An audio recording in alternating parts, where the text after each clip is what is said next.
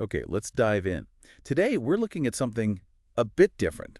Not your usual research paper, but a collection of physics problems. Right, almost like a workout for understanding the universe, wouldn't you say? These problems really push you. Exactly. They're like little keys unlocking these huge, mind-bending questions cosmologists think about all the time. And we're going to try and pull out some of the core ideas, the big takeaways you get from wrestling with this stuff. So think about this first.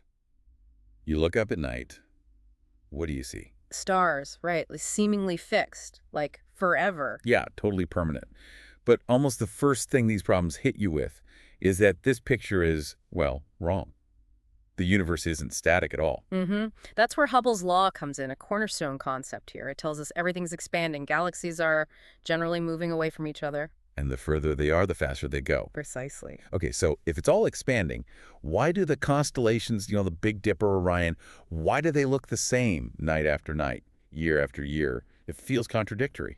It really comes down to the sheer scale of things. The stars you see easily, they're mostly in our own galaxy, the Milky Way. Our cosmic backyard, sort of. Pretty much. And while those stars do move individually, what physicists call peculiar velocities, gravity holds our galaxy together pretty strongly. Ah, so the local gravity effects overwhelm the expansion effect. Exactly. On the scale within our galaxy, or even our local group of galaxies, gravity is the boss. The expansion of space is a much smaller effect there. So you only really see the expansion clearly when you look much further out. That's right. These problems show you need to look at truly vast intergalactic distances before that outward Hubble flow dominates over the individual peculiar motions of galaxies or the pole within a cluster. So nearby stuff looks stable, distant stuff rushes away. It's a perspective thing, A huge perspective thing. Different physics dominates at different scales. It's a key lesson. which kind of leads us to another concept that feels, well, weird. Cosmic redshift. Ah, yeah. The classic tool for measuring that expansion. We usually think of redshift like the Doppler effect, right? Like an Right. ambulance siren changing pitch as it moves away. Hmm. Light waves from distant galaxies get stretched, shifting to the red end. And that's the basic idea we use. But these problems, they make you dig deeper. They show it's not quite that simple. How so? Like there's a problem here that asks about a galaxy that's technically at rest relative to the expanding space around it. You'd think zero motion means zero redshift, right? You would, but in an expanding universe, that's not necessarily true. This is where you have to sort of let go of the simple ambulance analogy. Okay.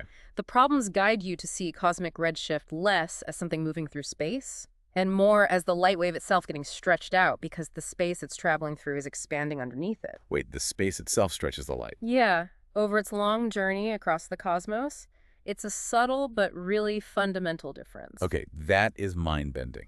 It really is, and the problems drive it home.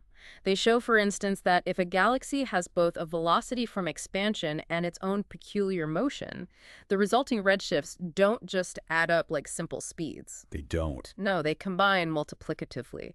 It's a formula like 1 plus total redshift equals 1 plus expansion redshift times 1 plus peculiar redshift. It tells you something more complex than simple motion is happening. Wow. Okay, so these problems are really designed to chip away at your everyday intuition about space and motion. Definitely. And speaking of challenging intuition, let's talk about dark energy. Right, the mystery component that's making the universe expand faster and faster. Exactly.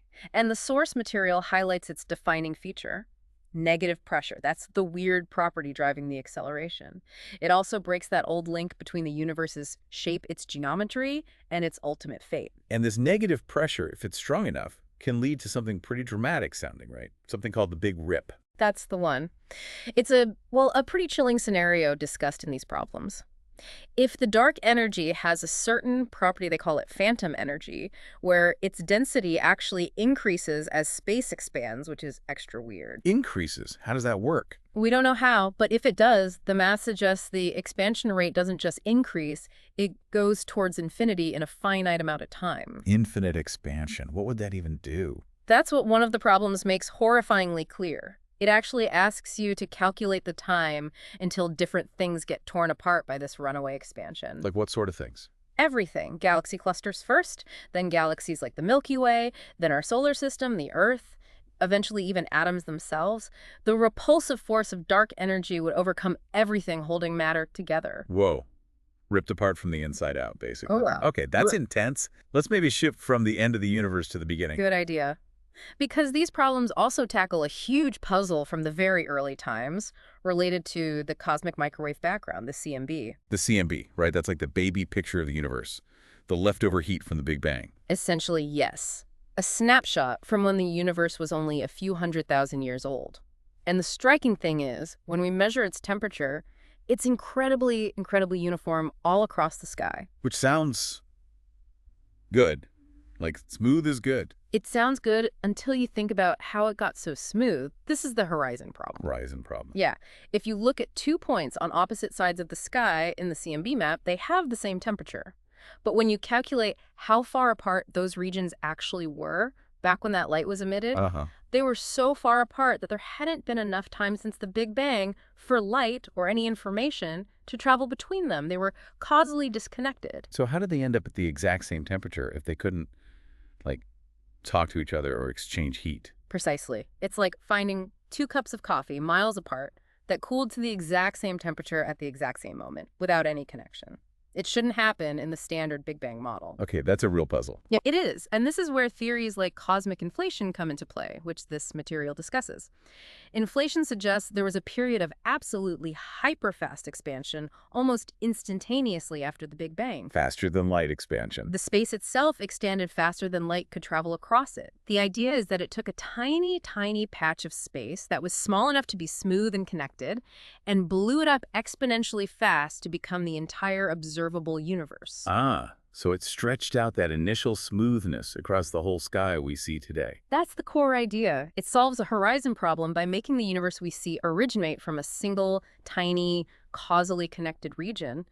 These problems really make you grapple with visualizing that kind of event. So going through these problems, we've gone from questioning why the stars look still, to space stretching light, to the universe maybe tearing itself apart, and now to how it got so smooth in the first place. It's quite a journey, isn't it? And it really underscores how these aren't just abstract math exercises. They dig into the fundamental, often deeply weird nature of reality. Yeah, they force you to confront how different the universe is on cosmic scales compared to our everyday world. The static view versus expansion, simple addition versus multiplicative redshift, the potential power of dark energy, the smoothness puzzle. All emerging from just thinking through these structured questions. It shows how much our intuition, built for life on Earth, can be challenged by the cosmos. Absolutely. It makes you wonder, if tackling these known problems already reveals such counterintuitive things about space, time, and energy, what other fundamental aspects of the universe are still out there, completely unexpected, maybe hidden in the next generation of questions physicists are starting to ask? What haven't we even thought to question yet?